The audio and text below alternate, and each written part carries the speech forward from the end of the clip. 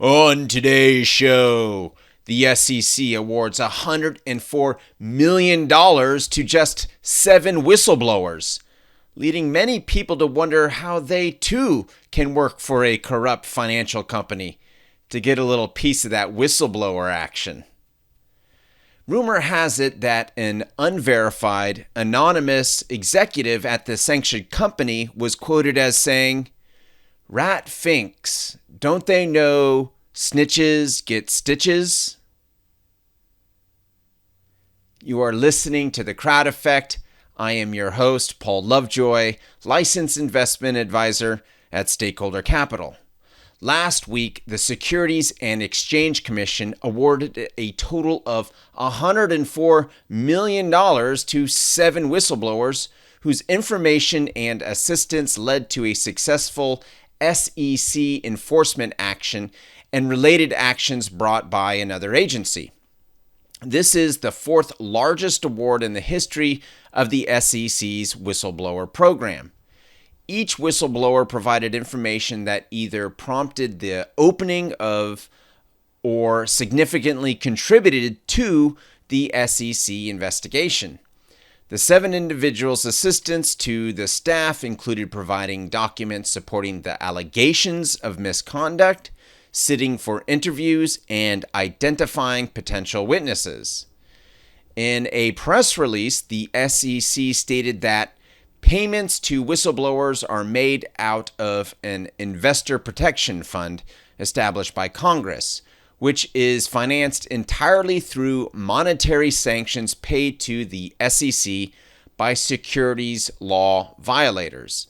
No money has been taken or withheld from harmed investors to pay whistleblower awards.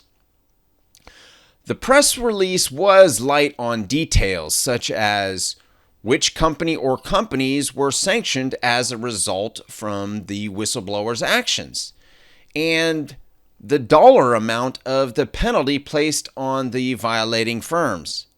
Now, the release did mention that the whistleblowers were composed of more than one foreign national.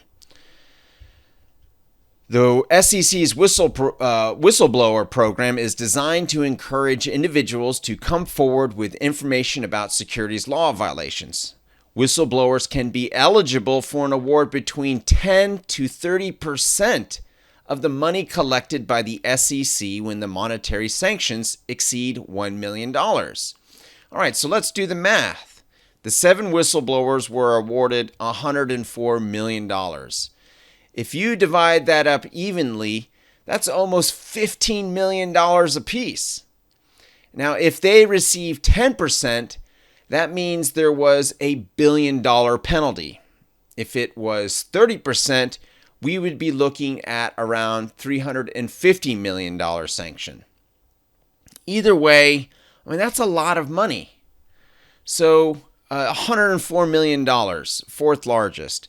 However, it turns out that 2 people were denied a slice of the $104 million.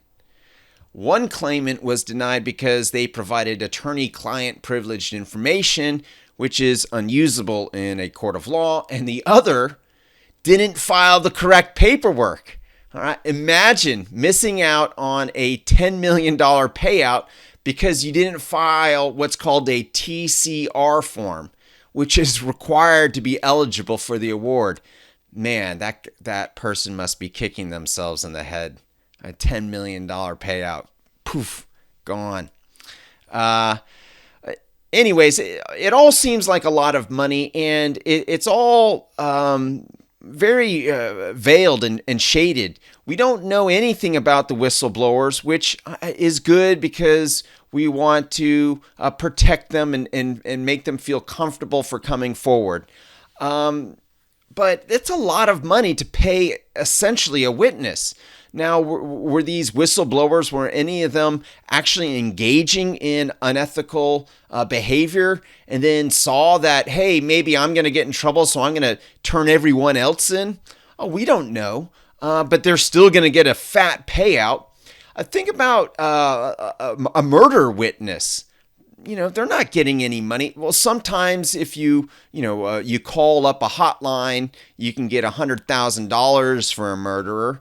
But we're not talking about $10 million, $15 million for a payout.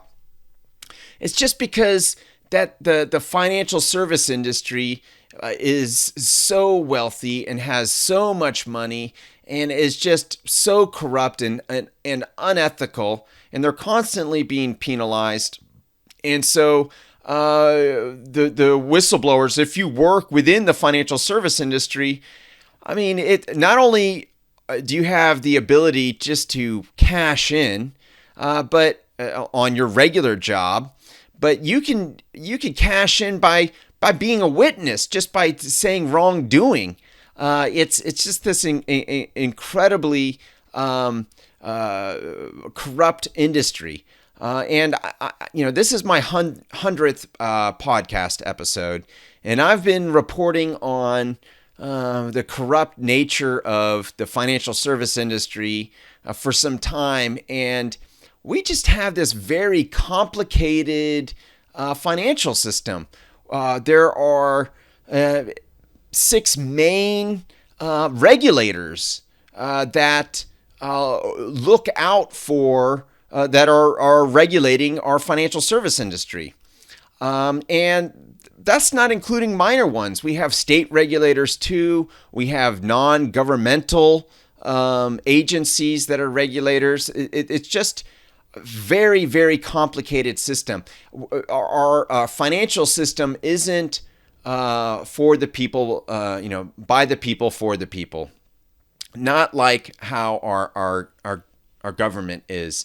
And through if you take a look at history, the history of how countries were run were through dictators and emperors and a small cabal maybe of advisors that are advising these dictators and kings and emperors. So it's historically been this concentration of power within a functioning government. And that changed a couple of hundred years ago with the United States and democracy. And so that has been a big shift in how it improved millions of people's lives making this shift. But our financial system hasn't undergone that shift. It's still run by a few select wealthy people. There's still a large concentration of power, and we're trying to regulate that power with all these different regulators. It's such a complicated system, so many rules and laws and all this, and it's not working. In the end, we don't have the system for the people, by the people. However, we do have new opportunities today. There were some regulations passed in 2015 and 2016, Regulation A+ and Regulation Crowdfunding, which is allowing our financial system to become democratized, where we don't need to rely on these large financial institutions to get loans or funding. Now with technology and these new laws passed, well, we can be the financial system through crowdfunding loans, through crowdfunding startup companies, through crowdfunding business ventures. It's a way where just regular people with as little as $10 can start to engage and become our financial system. It's a way. It's really exciting a part of history to be able to be part of this process. And a large part of the objective I'm doing with this podcast is to make people aware that you have options. You don't have to be part of an unethical financial system that is so complicated and so complex and frail, by the way. There are, as we've seen just this year, the bank failures are happening. looks like more bank failures were happened. There's a problem with uninsured deposits, all kind of problems, and the laws are very complicated, and the regulations are expensive, making it harder for these businesses to get profits, which means that they're going to engage in more unethical behavior just to stay profitable, to keep that that lifestyle going. And so we don't have to deal with that. That doesn't have to be our future. It doesn't have to be our kids' future. It doesn't have to be that way. We can become our financial system through this opportunity of crowdfunding.